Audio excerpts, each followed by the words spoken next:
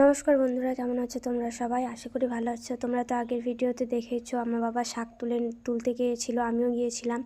শাক তুলে নিয়ে এসে মুখ চোখ ধুয়ে আমি তো ওষুধ খেয়ে নিলাম, আর বাবা চলে গেল বাজারে। আর কি বড় ওষুধ গাইস, খেতে আমার একদম অবস্থা শেষ। তারপর ওষুধ খেয়ে খাওয়া দাওয়া করে তারপর আমি এদিকে নবান্নর জন্য শাক কাটতে বসেছিলাম।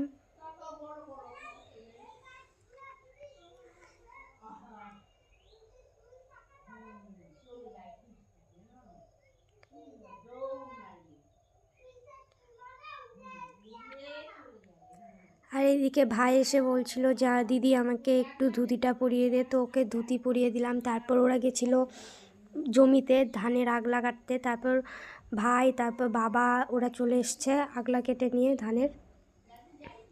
তারপর ওগুলো ধানগুলোকে মেরে আমাকে দিয়েছিল, আমি আর আমার ঠাম্মা মিলে করছিলাম, ধানগুলো গুঁড়ো করছিলাম। এগুলো দিয়ে নবান্ন করব। তারপর নবান্ন করা হয়ে গেছে।